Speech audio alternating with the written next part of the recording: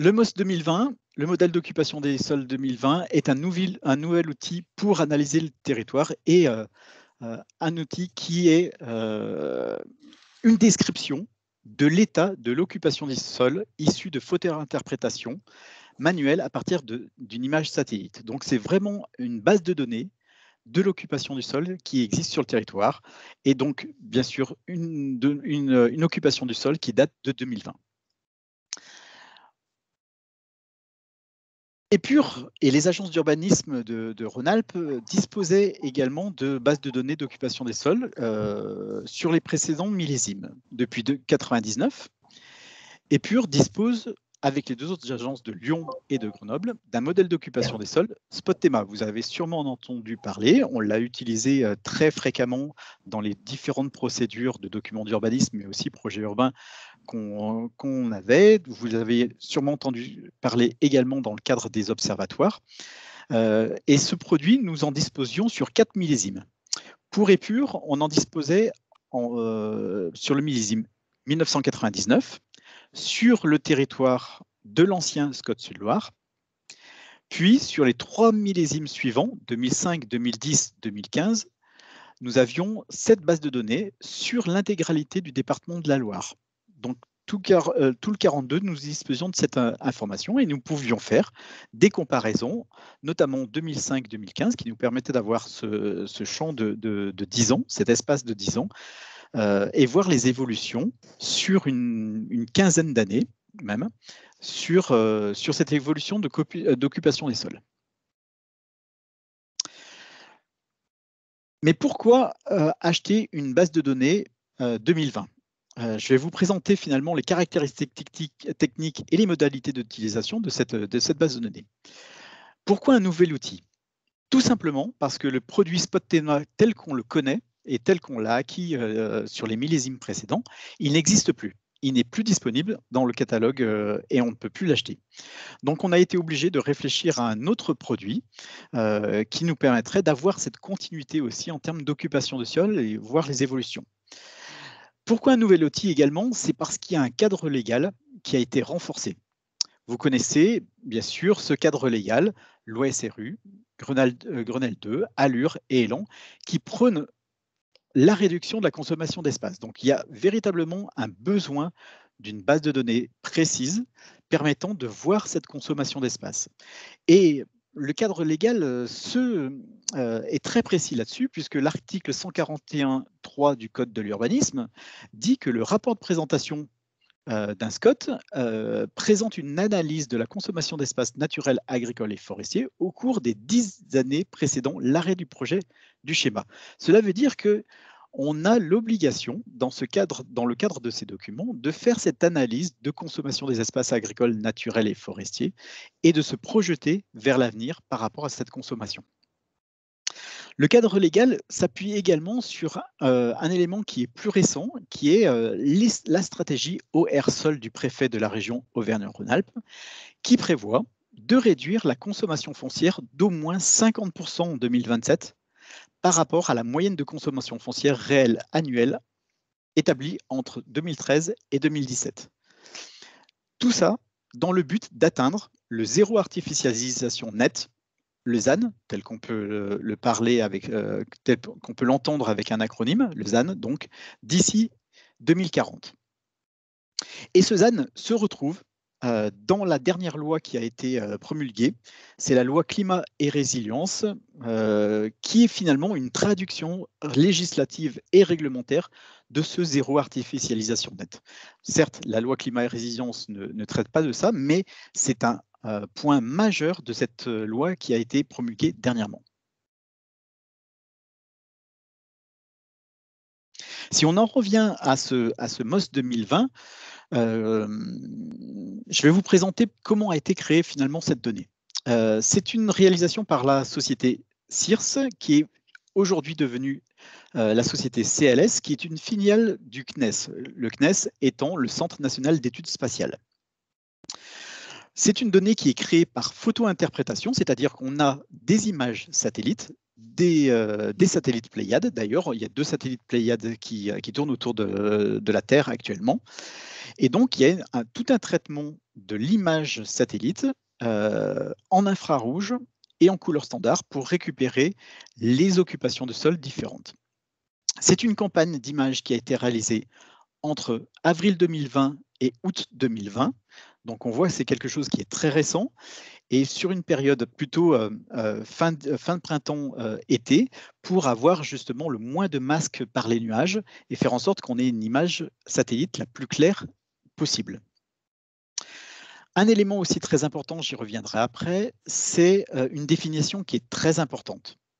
Le moindre pixel, 1 pixel représente 50 cm sur le terrain. Donc on a une définition qui est très précise et qui nous permet d'avoir après une occupation du sol, bien sûr, la plus précise possible.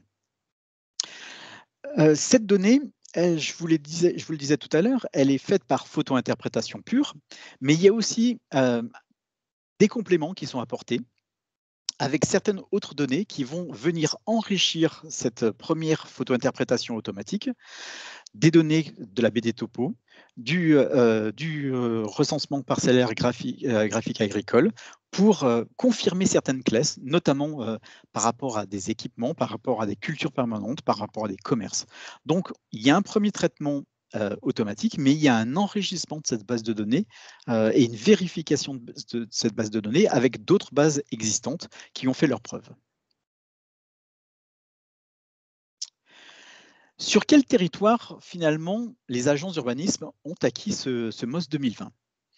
Donc, les 3 agences ont acquis une surface totale de 17 442 km². Vous avez la carte en bas à droite. Donc, pour Épure, le périmètre acquis représente l'intégralité du département de la Loire, plus une partie, le Nord Ardèche, ici, que je montre.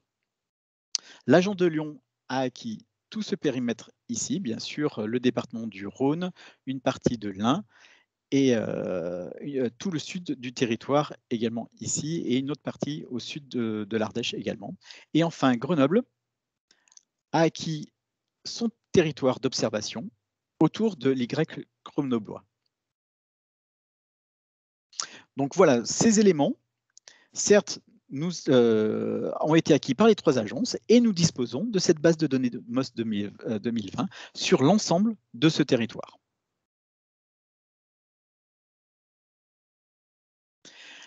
Quel millésime? Donc, je voulais, bien sûr, c'est simple, hein, le MOS 2020 s'appelle 2020 parce que la base de données a été acquise avec une nouvelle couche sur 2020, mais il y a également l'acquisition d'une remise en cohérence de la couche 2010 afin de pouvoir comparer l'évolution sur 10 ans. Donc, on a effectivement la couche 2020 suite à la photo et l'image satellite qui a été prise entre avril et août 2020, mais il y a eu tout un retravail de l'image 2010 qui avait été prise également, avec les mêmes modalités de traitement et pour avoir 2 couches qui sont totalement et parfaitement comparables entre les 2 millésimes 2010 et 2020, nous permettant de pouvoir faire cette évolution sur les 10 ans et se caler par rapport aux demandes réglementaires et législatives. Sachez également qu'un travail complémentaire sera mené prochainement en interne aux agences d'urbanisme et en interne surtout à Saint-Étienne en particulier pour disposer à terme des millésimes 2005 et 2015. Ce qui nous permettra d'avoir à la fois des évolutions sur 10 ans, des évolutions sur 15 ans, une évolution sur 15 ans, mais également de voir des tendances entre 2005 et 2015 par exemple, et 2010 et 2020. On pourra comparer ces 4 millésimes, ce qui nous permettra de voir un peu s'il y a des inflexions ou pas de tendance en termes de consommation des espaces agricoles, naturels et forestiers. Quelle valeur ajoutée par rapport à Spot-Tema? On se pose la question, on avait des produits qui existaient, qui étaient très bien, qui nous ont parfaitement aidés pour travailler dans les documents d'urbanisme, mais quelle est la valeur ajoutée finalement de ce nouveau produit? Tout d'abord, c'est véritablement une amélioration de la précision, du fait d'importantes avancées technologiques de détection. Ainsi, je vous montre 2 exemples qui sont assez frappants. C'est le seuil des détections qui a été divisé par 3 pour les espaces bâtis d'habitat. Donc toute la tâche finalement bâtie à dominante d'habitat, à présent, elle s'identifie à partir de seulement 1500 mètres carrés. Sur Spot-Théma, on était à 5000 mètres pour qu'une tâche urbaine, une tâche bâtie à dominante d'habitat soit identifiée. Là, on divise par 3, ce qui va nous permettre de repérer beaucoup plus précisément l'habitat isolé dans les espaces urbains ou ruraux. On voit un petit élément bâti, un petit hameau qui est présent dans les espaces ruraux vont pouvoir être repérés, ce qui n'était pas le cas forcément le cas avant si ces espaces bâtis ne constituaient pas plus de 5000 m². Donc là, on a un gain véritablement de précision qui est assez important à ce niveau-là. Et également, ce gain de précision est particulièrement important sur les zones d'activité commerce ou industrie avec un seuil de détection qui a été divisé par 8. Ainsi, aujourd'hui, avec le MOS 2020, on peut repérer ces zones d'activité dès 5000 m² contre 40 000 m² dans les versions précédentes de Spot-Théma. Donc là également, on a un repérage et une identification de ces éléments d'activité, qu'ils soient commerce, industrie, beaucoup plus intéressante et beaucoup plus précise.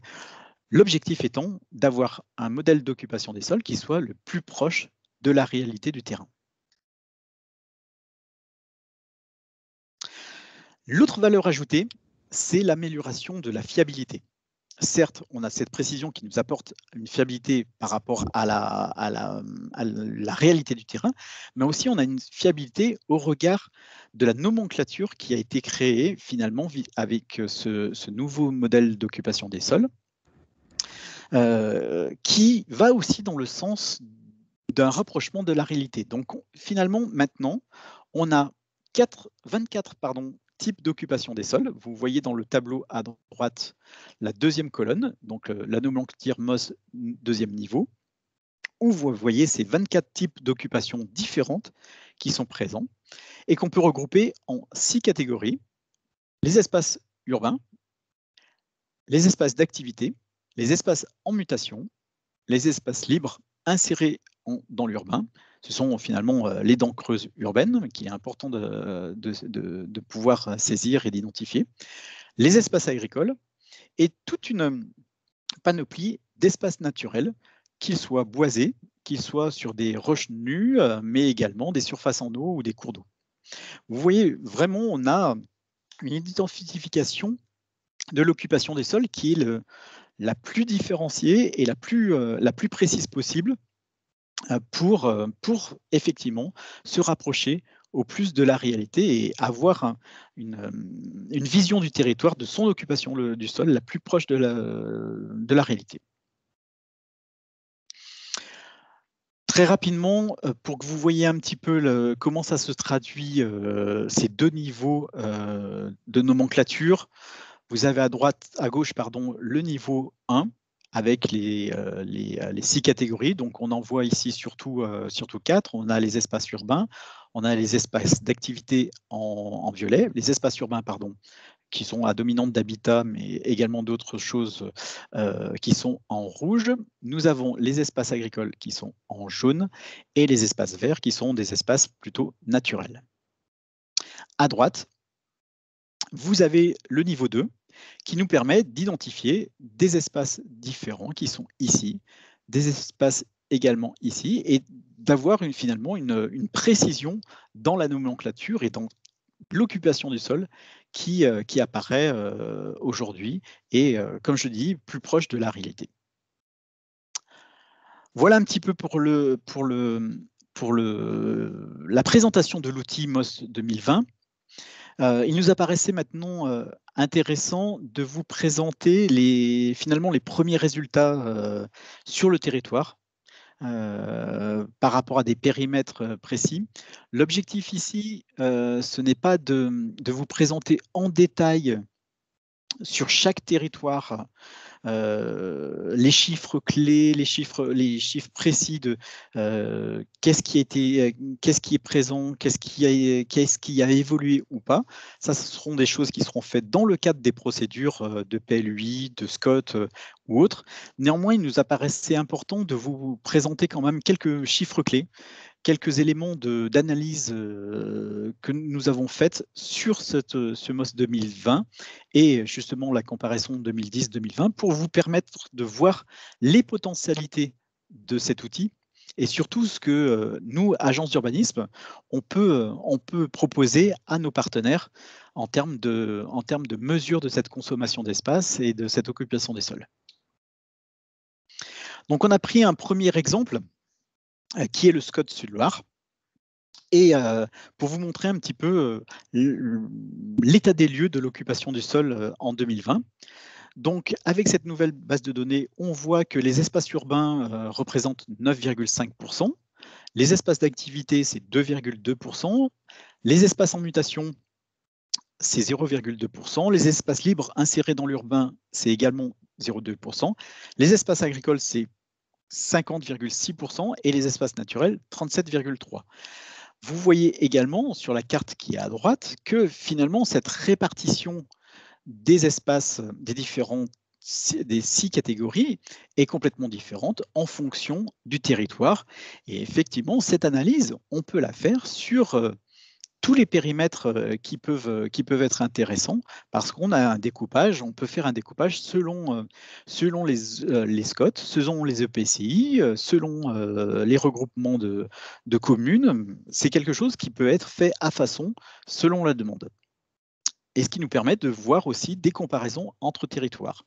Et une comparaison qui peut être intéressante, c'est de voir aussi, par exemple, que les espaces agricoles et naturels du SCOT Sud-Loire représentent 88% au total. Donc, si on mêle les espaces libres insérés dans l'urbain, les espaces agricoles et les espaces naturels, on est à environ 88%. Et que quand on regarde ces espaces agricoles et naturels à l'échelle de l'Interscot, ils ne représentent que 86%. Donc, on peut faire des comparaisons très faciles entre les territoires et qu'ils soient entre SCOT, par exemple, mais aussi à l'échelle de territoires plus larges, comme l'Interscot, puisqu'on dispose de cette donnée à l'échelle beaucoup plus large.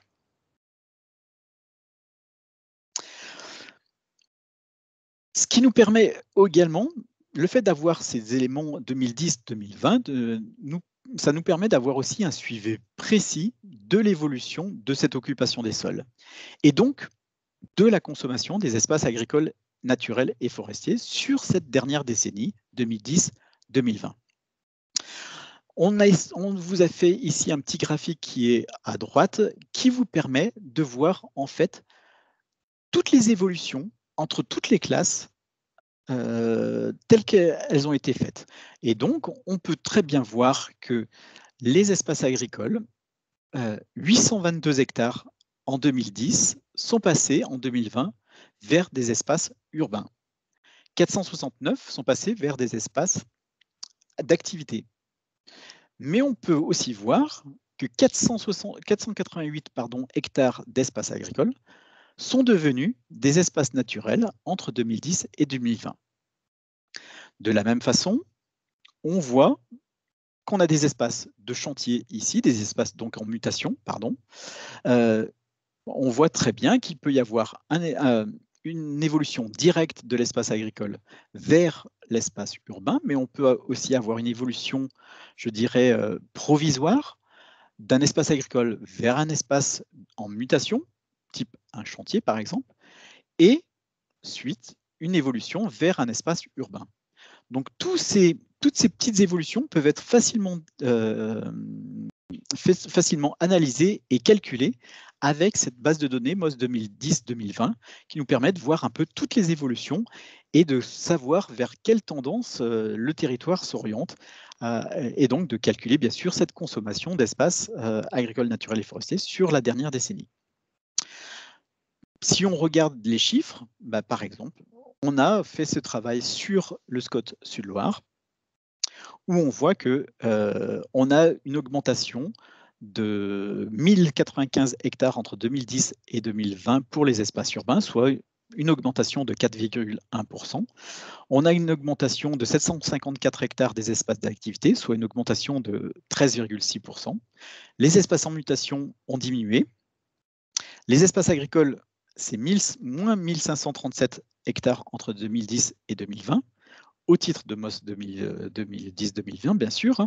Donc, c'est soit moins 1%. Les espaces naturels n'ont quasiment pas bougé. Et les espaces libres insérés dans l'urbain, eux, ont évolué à la baisse avec moins 234 hectares. Voilà. Christophe, on a une question sur le chat de Xavier Denef. Bonjour, comment est gérée la mise en cohérence entre le millésime 2020 et 2010 face aux évolutions de détection d'étainement bâti et zones d'activité? Alors, en fait, le 2010 a été refait complètement par rapport à la méthodologie de traitement de la 2020. Donc, on a en fait les mêmes caractéristiques techniques et les mêmes seuils de détection sur le 2010 et sur le 2020. Donc, ce qui nous permet d'avoir une comparaison parfaite entre ces deux millésimes. Ce qui n'est pas le cas pour l'instant sur 2015 et 2005, mais ce qui sera le cas à l'avenir avec un travail interne. J'espère avoir répondu à la question.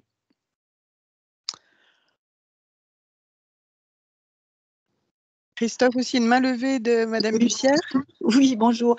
Juste une petite précision, parce que au départ, vous avez indiqué que un pixel représentait 50 cm au sol. Et ensuite, vous dites que les seuils de détection, selon les zones d'activité ou d'urbanisation, 1500 m² ou 5000 m². Oui. Ça fait un gros écart. Alors, comment justifier la différence de précision? Alors, je ne suis pas un super spécialiste de la télédétection, mais effectivement, en fait, c'est deux choses complètement différentes. Le principe de la télédétection et de ces 50 cm pour un pixel, c'est d'avoir une représentation la plus précise possible. En revanche, pour faire les catégories, on a descendu le seuil à 1500 m² pour retenir ce qui est le plus frappant, finalement. C'est pas la définition et le seuil d'identification des espaces sont deux choses différentes. C'est pour ça qu'il y a une marge assez importante en fait entre les deux. Mais si Guillaume Triolet, qui est d'Épure, qui est présent dans la réunion, veut apporter des éléments, qu'il n'hésite pas, c'est lui le spécialiste là-dessus. Très bien, merci. Je vous en prie. Je poursuis. Donc ce travail, bien sûr, je vous l'ai présenté sur le SCOT Sud-Loire, mais ce travail peut être tout à fait mené sur d'autres territoires. Je parlais tout à l'heure de SCOT, je peux parler aussi de PCI. Voilà un autre exemple, par exemple le SCOT Loire-Centre, où on a fait ce petit travail pour vous le présenter aujourd'hui, qui montre que 92% de la superficie du SCOT Loire-Centre donc, est soit agricole, soit naturelle, et que finalement, seulement 7% de son territoire est bâti, soit en urbain, soit en activité. Donc, on est sur un espace qui est beaucoup plus agricole ou naturel, ce qui est logique, et avec une évolution entre 2010 et 2020 qui peut être mise en lumière avec une évolution de 3,7% des espaces urbains, de 18,5% des espaces d'activité et des espaces en mutation qui ont diminué de 32,3%. Il ne faut pas oublier que sur le territoire, il y avait également la 89 qui, entre 2000 et 2010 de mémoire, était plutôt en chantier. Puis, avec l'ouverture de l'infrastructure, bien sûr, il n'y a qu'une bande restreinte qui est devenue urbanisée. Et les espaces qui étaient en mutation, qui étaient en chantier le long de l'infrastructure, sont redevenus, pour la plupart, soit agricoles, soit naturels. Donc, on a une évolution assez importante de ces espaces en mutation sur ce territoire, en tout cas.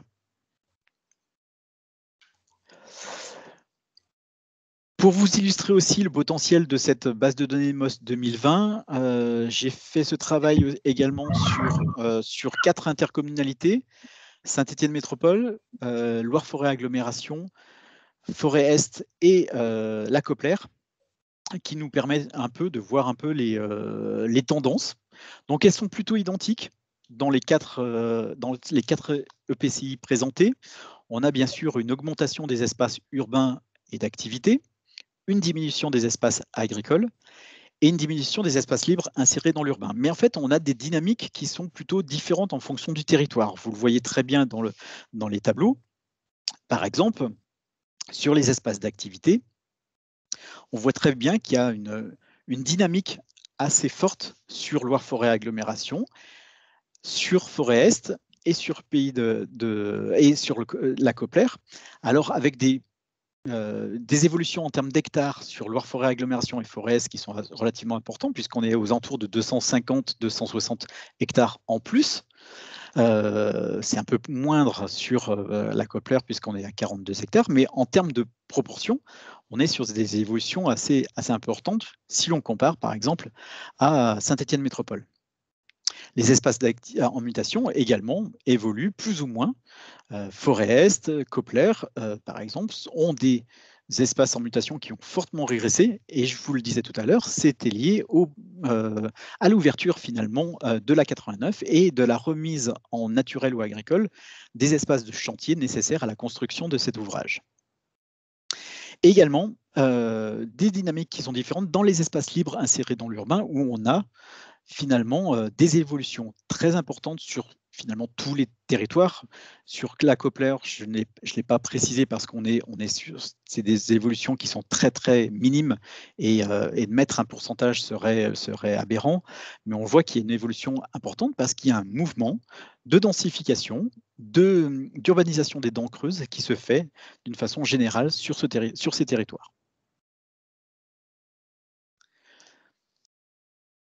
Autre exemple de résultat, le SCOT du Rouennais, où 90% de la superficie du SCOT est soit agricole, soit naturelle, et 10% sont bâtis, urbains et activités. On a un pôle urbain qui est relativement important avec Roanne et Riorges, le pôle de Roanne-Riorges, bien sûr.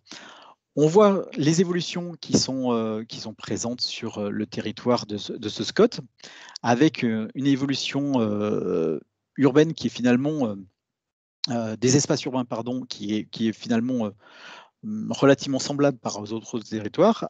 Par contre, on a une évolution des espaces d'activité qui est de 11%, plus 157 hectares. Et finalement, en termes d'évolution, le SCOT rouennais présente des chiffres les plus modérés des SCOT ligériens. On a des évolutions qui sont plus modestes finalement sur ce territoire, puisque si j'illustre mon propos, on voit très bien que les espaces d'activité ont progressé de 157 hectares, soit plus 11,3%, alors que le Sud-Loire, on est pas très loin, mais certes un peu au-dessus, plus 11,9%, mais que sur l'interscot, si on prend le périmètre vraiment de tous les SCOT autour de l'aire métropolitaine Lyon-Saint-Étienne, on est à plus 13,6%. Donc on a une évolution qui est finalement assez modérée sur le périmètre du SCOT rouennais.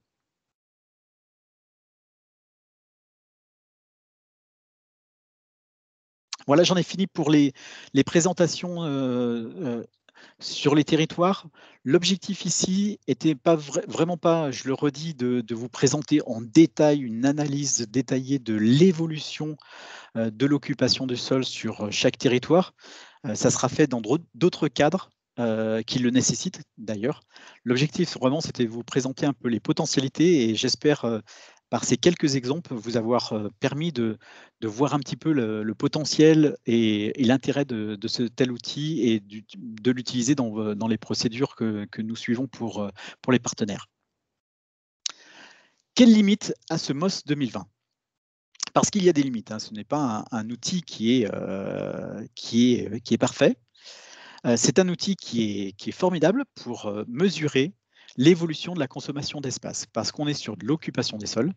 Et donc, effectivement, on a certes une définition qui est précise, mais qui n'est pas parfaite et exacte par rapport à la réalité.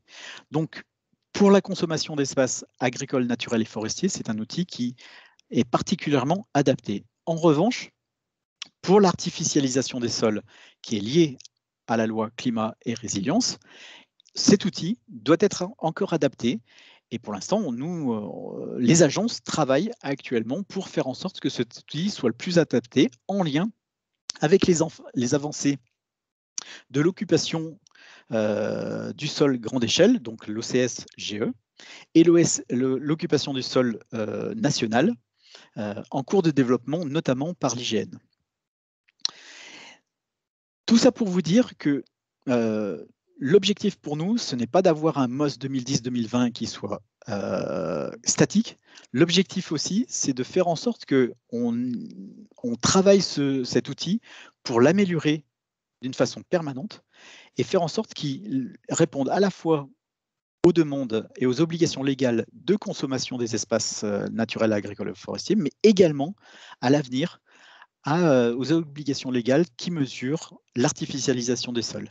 Et pour ce faire, on va travailler sur notre outil, MOS 2020, et sur les millésimes passés, mais on va faire également une veille attentive sur les outils d'observation. Je vous les ai cités tout à l'heure, l'OCS-GE et l'OCS national, pour l'avenir au regard de la mesure de l'artificialisation. Donc on va faire en sorte que ces outils puissent se coordonner et à terme pouvoir répondre à l'obligation légale de l'artificialisation des sols.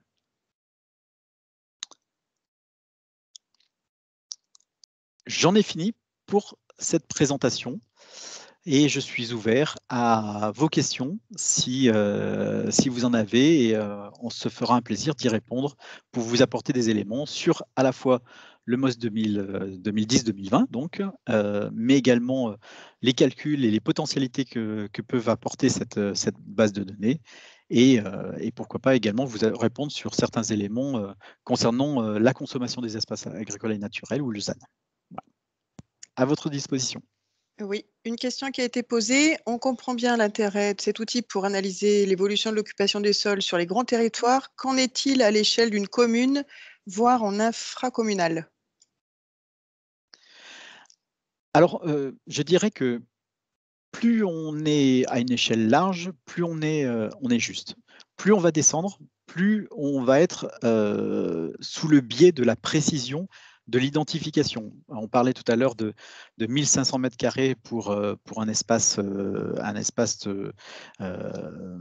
d'habitat urbain, 8000 mètres carrés, non 5000 mètres carrés pour un espace d'activité. Donc, à l'échelle d'un territoire comme un SCOT, c'est particulièrement adapté. À l'échelle d'une EPCI, c'est particulièrement adapté également. À l'échelle d'une commune, ça peut être utilisé. On aura sans doute quelques biais de précision avec peut-être des éléments qui vont disparaître parce qu'on n'aura pas cette précision. À l'échelle intracommunale, il est certain qu'on aura un petit peu plus de difficultés. Il faudra davantage se tourner sur d'autres bases de données cadastrales, par exemple, qui apportent des éléments.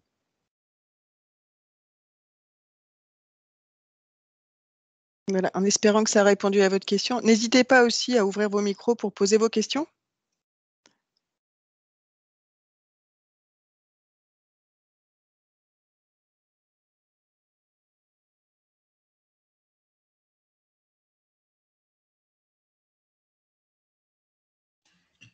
Oui, bonjour, Julien Marceau, Parc du Pilat. Alors, c'est peut-être une question néophyte, certainement, parce que je n'y connais pas grand-chose. Je voulais savoir les différences avec l'OCS GE et l'OCS national. C'est en termes de nomenclature, de maille, c'est quoi la différence, en fait, par rapport Alors, l'OCS GE, je ne suis pas non plus un spécialiste et si quelqu'un a la connaissance précise de ces outils, qu'il n'hésite pas à intervenir. Ces occupations du sol à grande échelle, l'objectif, c'est de mesurer vraiment l'artificialisation. C'est-à-dire que dans le MOS 2020, par exemple, une parcelle qui est identifiée comme, un espace qui est identifié comme espace urbain, urbain, va englober à la fois le bâti plus une partie de la parcelle qui est concernée. Donc vous voyez très bien que en termes d'artificialisation des sols, c'est pas tout à fait juste. On va avoir finalement un espace bâti qui va être surdimensionné parce qu'on va prendre des espaces végétalisés, une partie du jardin qui va être englobée dans cet espace. L'OCS à grande échelle et l'occupation du sol national qui est recherchée va aller voir justement la différence entre ce qui est véritablement construit et ce qui est plutôt d'un espace végétalisé, jardin, délaissés par exemple, qui vont se faire. Donc on est vraiment sur deux bases de données qui sont différentes, mais qui sont complémentaires et sur lesquelles le MOS 2020 va essayer de se rapprocher de ces OCS pour faire en sorte qu'on ait quelque chose de cohérent. Ce qu'il faut savoir également par rapport à ces OCS, c'est qu'elles sont en cours de test au niveau national. On a certains départements qui ont été couverts. C'est le cas du Gers notamment. Donc ce sont des départements qui sont plutôt plats. On n'est pas sur des zones de relief assez importantes parce que c'est un outil qui est vraiment en termes actuellement de test pour essayer d'avoir une occupation du sol à l'échelle nationale. Mais pour l'instant, ce n'est pas prêt et ce n'est pas disponible à l'échelle nationale et ce n'est pas disponible à l'échelle locale sur l'aire métropolitaine Lyon-Saint-Étienne et encore moins sur Saint-Étienne. Et donc, malgré des échéances et malgré un cadre légal qui s'est renforcé dernièrement, nous ne disposons pas de l'outil approprié actuellement pour mesurer cette artificialisation des sols, malgré ces outils OCS qui en sont en train de se construire et un outil MOS qui va s'affiner dans les années à venir pour justement y répondre. Christophe, on peut préciser, bonjour à tous, c'est Ludovic Meillet, directeur adjoint. On peut préciser effectivement que de toute façon, en matière d'artificialisation et en dehors du cadre légal qui vient d'être promulgué par la loi climat et résilience, on est encore en attente des décrets d'application et notamment des décrets d'application qui doivent définir ce qu'est un sol artificialisé et les degrés d'artificialisation qui seront appliqués pour l'atteinte du zéro artificialisation nette. Donc de toute façon, il n'existe pas à l'échelle nationale aujourd'hui de définition claire et précise permettant de mesurer des soldes nets comme la loi le projette. Ces occupations du sol général, comme l'a dit Christophe, sont en cours de déploiement avec pas mal de difficultés techniques. En tout cas, ce sur quoi on peut être rassuré, c'est qu'il n'y a a priori plus de problématiques financières puisque le plan de relance du gouvernement a permis de budgéter l'ensemble des financements permettant de couvrir ce que l'on pressent aussi, et en tout cas c'est ce que l'État explique, c'est qu'il va y avoir un déploiement de ces occupations du sol général qui va être étalé dans le temps, sur à peu près 3-4 ans. Donc on n'est pas sûr de pouvoir avoir tous les départements de l'aire métropolitaine Lyon-Saint-Étienne en même temps. Donc pas mal d'éléments qui ont poussé les agences urbanistes, donc comme l'a expliqué Christophe, à renouveler leur capacité, leur expertise pour parler occupation du sol, et parce que c'est ça que la loi climat et résilience impose aux documents d'urbanisme dans un premier temps. Donc c'est ce que ça nous permet, c'est ce que ça va nous permettre pour les quelques documents qui sont en cours, notamment Scott et PLUI sur le territoire de Saint-Étienne ou de l'aire métropolitaine Lyon-Saint-Étienne. Après, effectivement, les décrets d'application, quand ils seront parus, permettront à chacun de pouvoir mesurer avec sa capacité à adapter ses propres outils pour répondre à la question de l'artificialisation des sols. Et la position de l'agence de Saint-Étienne, je ne parlerai pas pour les deux autres, est évidemment que si il y a déploiement d'un outil national permettant à moindre frais de bénéficier d'une capacité d'analyse et de mesure précise, certainement que les agences urbanistes se replieront sur cette occupation du sol général. Globalement, toutes les grandes régions métropolitaines françaises, donc y compris la nôtre, ont aujourd'hui des occupations du sol qui datent maintenant d'il y a longtemps, hein, puisque en région parisienne, ça existe au moins depuis 30 ans, et toutes sont dans cette période de renouvellement et aussi d'expectative sur les définitions et sur la capacité d'expertise ensuite. En tout cas, nous, ce qui est sûr, c'est qu'on peut répondre au cadre légal tel que, dans un premier temps, d'ici 2030, il est imposé aux documents de planification.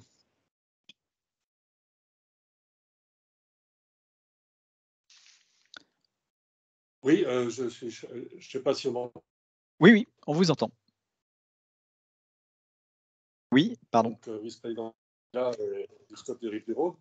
Vous avez à peu près dit ce que je voulais dire sur la nécessité d'avoir une observation cohérente sur l'ensemble du territoire français pour répondre aux exigences de la nouvelle loi. Je pense que si on reparle de renaturalisation, par exemple, tous ces outils ne sont pas assez précis parce que il faudra arriver à une précision assez redoutable pour voir les actions qui sont faites au niveau des SCOT et des PLUI de façon à vraiment voir l'utilisation des sols, notamment si on parle de renaturalisation, parce que là, ces outils sont d'une précision, vont pas assez loin dans le détail pour pouvoir voir les actions vraiment. C'est la grande maille, voilà, mais c'est pas, pour moi, c'est pas assez précis pour arriver à avoir une politique d'aménagement cohérente, quoi. C'est pour ça qu'au niveau du SCOT des Rives-du-Rhône, on a un survol, on organise nous-mêmes notre vérification d'occupation des sols, mais ce qu'on a vu aussi au point national, quand l'État a interrogé la fédération, l'ensemble des SCOT sur l'évolution de l'occupation de l'espace, on s'est aperçu qu'avec les outils nationaux, les outils de chaque SCOT, il y avait des différences absolument fantastiques en plus ou en moins. Donc il y a vraiment un outil cohérent à trouver au plan national et j'ai l'impression qu'on n'y arrive pas vraiment. Voilà. Je ne sais pas si on n'y arrivera pas. De toute façon, ça n'appartient pas à l'agence urbaniste de Saint-Étienne spécifiquement. En tout cas, c'est l'ambition que porte l'État au sens large du terme, d'arriver à avoir cet outil-là. Aujourd'hui, les déploiements qui ont été précisés par Christophe se confrontent à des difficultés. Se confrontent à des difficultés financières, c'est derrière nous à des difficultés techniques, hein, notamment dans les régions de montagne. Et c'est pour ça que les premiers tests n'ont pas forcément été réalisés. Après, sans renier ce que vous dites et sans vouloir le contredire, Monsieur Zillock, vous avez raison, le SCOT des Rives-du-Rhône a fait le choix d'avoir des photos aériennes sur une base de photos aériennes précises de manière régulière, et c'est un choix qui lui appartient et qui est effectivement une autre manière de répondre à la question. Et vous avez raison de dire que les outils comme le MOS ne permettent pas à ce stade de répondre aux objectifs de renaturation, mais j'ai envie de vous dire que quasiment aucun outil ne permet d'y répondre tant que nous n'avons pas les décrets d'application de la loi qui définissent ce que l'on compte en renaturation et ce qu'on compte comme artificialisé et de quelle manière on le compte. Donc de toute façon et de toute manière, l'ensemble des outils qui existent vont devoir être mis en place.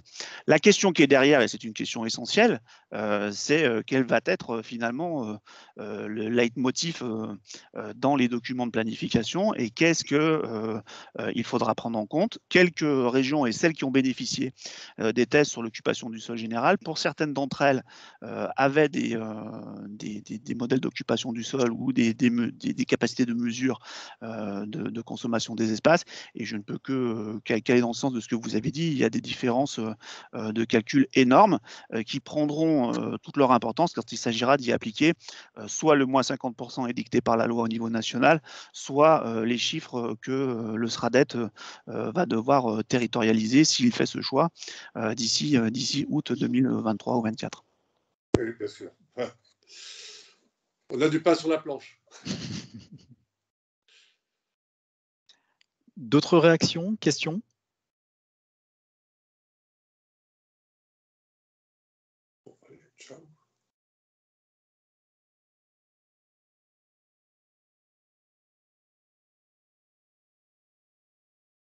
Bonjour, Aline Bruyère, Loire-Forêt Agglomération. Je voulais savoir de quelle manière Épure pensait mettre à disposition cette donnée. Alors, je vais répondre, Christophe, si tu me permets. Donc, dans la réforme des statuts qui a été élaborée en collaboration avec l'ensemble des partenaires adhérents à ce moment-là de l'agence d'urbanisme, il a été convenu que les adhérents des collèges 1 et 2, c'est-à-dire les membres de droit et les membres intéressés, auraient droit à une transmission de la base par des applicatifs que l'agence va mettre à disposition de ses partenaires et pourront faire l'usage qu'il faut pour les adhérents des rangs de niveau 3 et 4 avec les plus petits niveaux de cotisation au socle partenarial.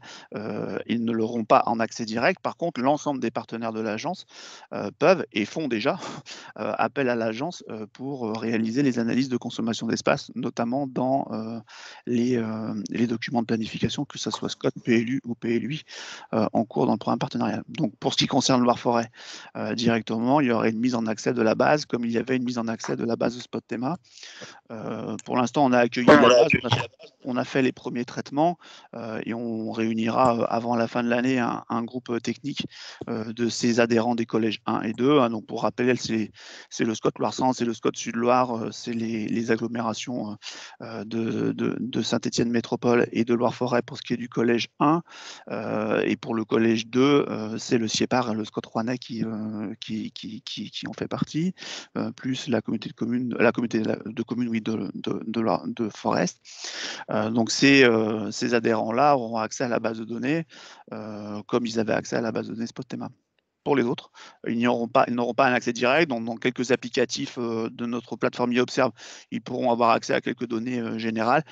Et aussi et surtout, ils pourront faire appel à l'agence d'urbanisme dans le cadre du programme partenarial pour faire les analyses de consommation d'espace à façon, comme le disait Christophe. Je le dis pour les périmètres qui sont des périmètres pas institutionnels au sens des collectivités, mais des périmètres de coopération ou de projet que peuvent être les CRTE parce qu'il y a des indicateurs qui sont demandés, que peuvent être les PNR notamment, parce qu'ils regroupent plusieurs intercommunalités, bien sûr.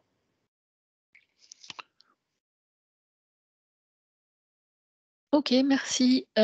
J'en profite pour poser une deuxième petite question. Vous avez parlé d'une interprétation pour 2005-2015. Quelle technique vous allez utiliser là pour faire ces couches intermédiaires?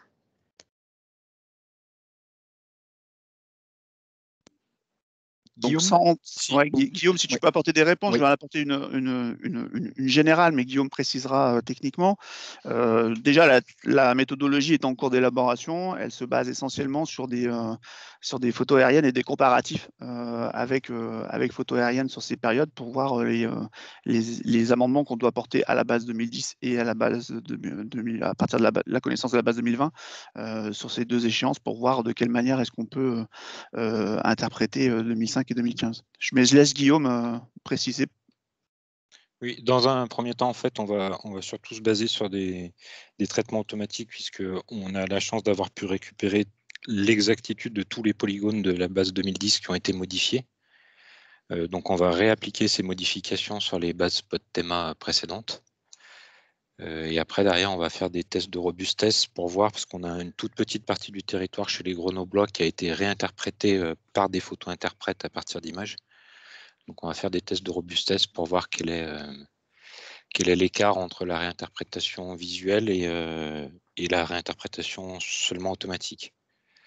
On ne va pas refaire une couverture exhaustive sur base de photos aériennes pour toutes les années. Pour l'instant, c'est pas dans les tuyaux encore.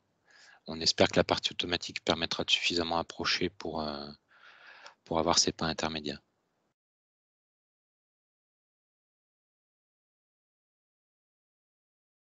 Bon, mais rassurons-nous, le cadre légal demande d'avoir une analyse de la consommation d'espace sur un pas de temps de 10 ans et n'exige pas des découpages par pas de temps de 5 ans.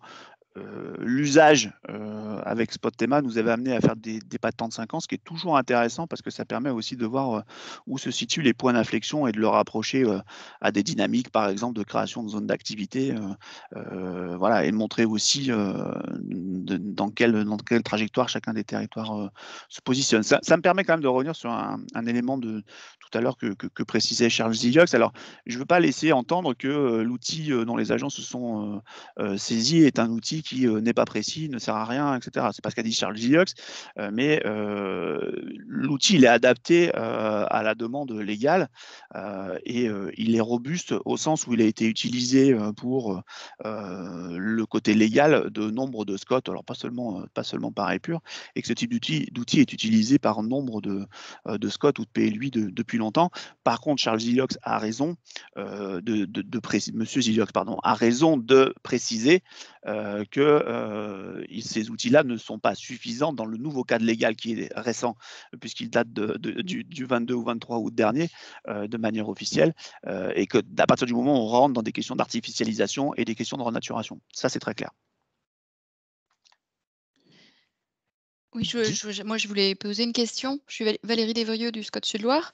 Je voulais savoir justement si c'est bien travaillé de la même manière, notamment par l'Agence d'urbanisme de Lyon pour les autres SCOT de l'Interscot, et effectivement s'il y a aussi un travail similaire mené par les autres agences de Clermont-Ferrand et Grenoble pour d'autres SCOT, puisqu'on doit potentiellement organiser une conférence des SCOT pour faire des propositions à la région prochainement.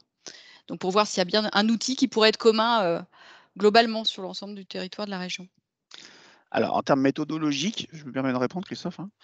En termes méthodologiques, la réponse est oui, bien évidemment. L'ensemble de ce qui vous a été présenté est traité selon les mêmes méthodologies à Grenoble et à Lyon. Parfois avec des spécificités locales, notamment, bon, on n'est pas entré dans tout le détail, mais notamment le repérage des espaces libres urbains a été précisé et amélioré dans le cadre de l'élaboration du MOS. Donc on a eu beaucoup d'échanges méthodologiques avant de produire les chiffres.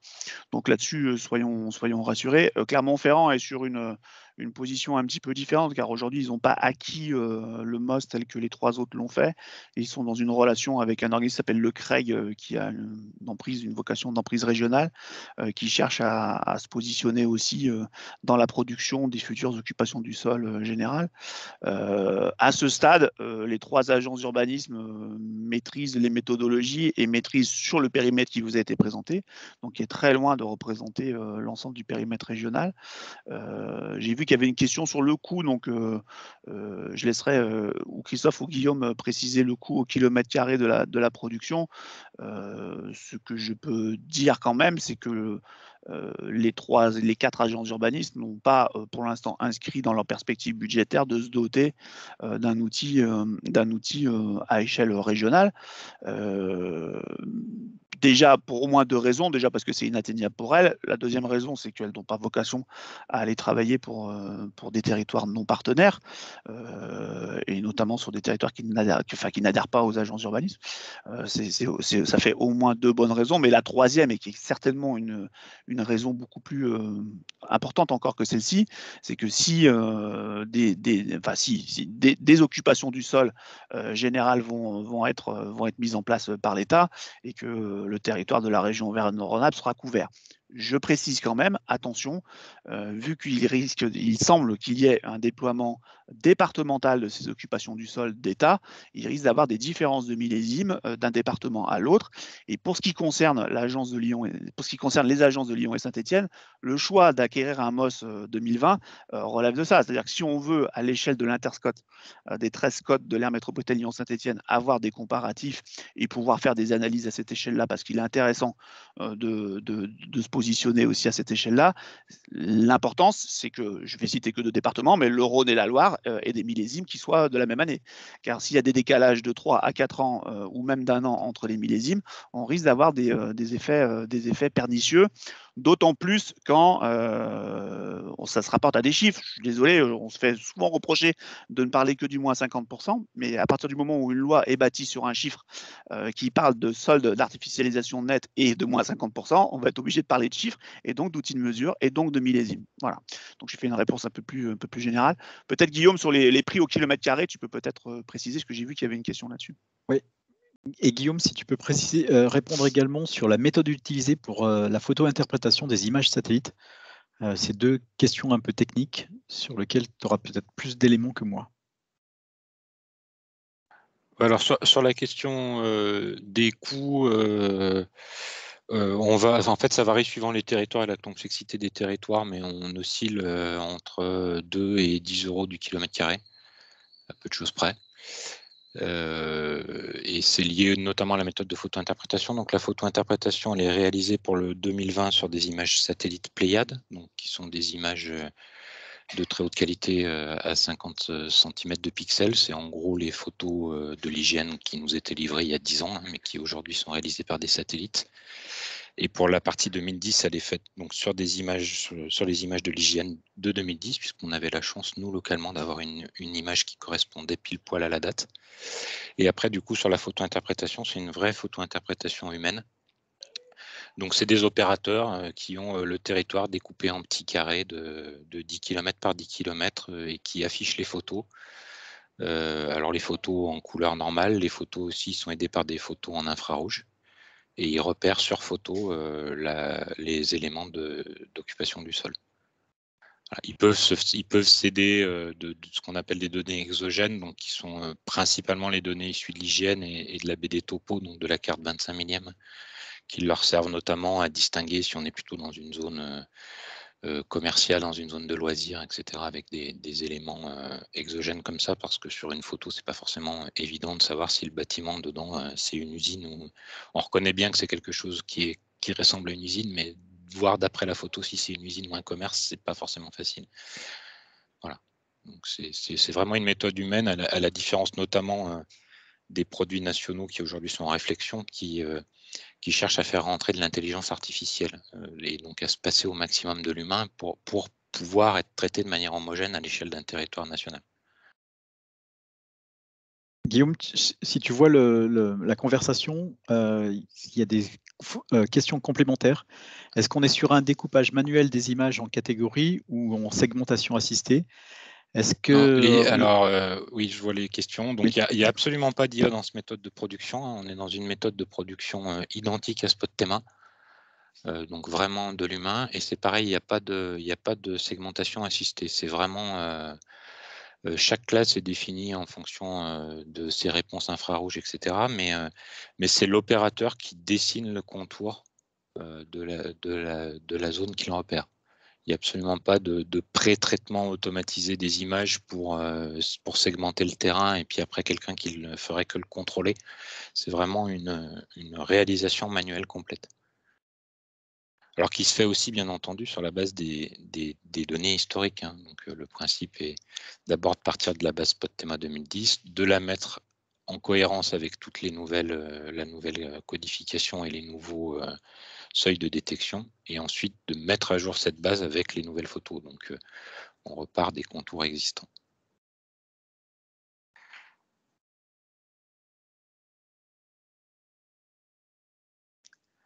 Sur le temps d'interprétation, la société qui a travaillé là-dessus, elle a travaillé avec, alors suivant les périodes, entre 6 et 12 photo-interprètes, et ils y ont passé 5 semaines dans la première phase. Après, on a eu des phases d'échange et ils y ont repassé 2 semaines à intégrer les corrections qu'on leur demandait. Alors pour traiter l'ensemble du territoire des 3 agences. Hein,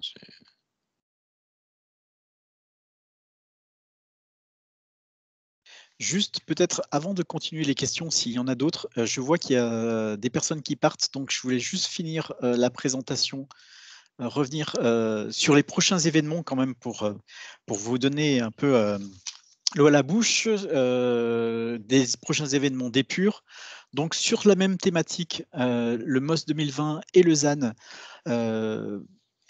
pour venir en complément de ce webinaire d'aujourd'hui, il y aura la diffusion d'une publication sur ces éléments courant septembre. Nous sommes en train de la finaliser actuellement. Donc, courant septembre, on aura cette diffusion d'une publication qui sera une diffusion très large sur laquelle vous pourrez retrouver les éléments qui ont été présentés aujourd'hui, mais aussi beaucoup d'autres éléments, notamment sur le ZAN et ses implications réglementaires. Vous aurez également une conférence sur la loi climat et résilience et ses conséquences sur les SCOT, PLUI et l'urbanisme commercial, qui est un gros morceau de cette loi. C'est une conférence qui sera présentée par Maître Solaire Couteau, notre avocat conseil à Épure, Monsieur Strebler et un autre avocat spécialisé en urbanisme commercial. La date est en cours de définition. Je crois que même elle a été définie. Elle a été définie hier. Ce sera le 26 octobre, mais on ne sait pas si c'est le matin ou l'après-midi. Voilà. Et elle sera, je le précise, mixte présentiel distanciel, c'est-à-dire que pour des questions, enfin, on est en train d'analyser le protocole qui est pareil mardi soir pour les entreprises, mais il y aura certainement une possibilité de présentiel limitée dans les locaux d'Épure et une ouverture à tout le monde en distanciel par le biais des outils dont l'agence s'est dotée pour gérer des visioconférences. Et enfin, le 16 novembre, il y aura également un autre webinaire sur l'enquête ménage déplacement, donc l'acronyme EMC2, mais voilà, vous aurez une autre présentation telle qu'aujourd'hui sur cette enquête ménage déplacement qui a eu lieu. Voilà. J'en ai fini pour la présentation. Si vous avez d'autres questions ou d'autres remarques, on est à votre disposition.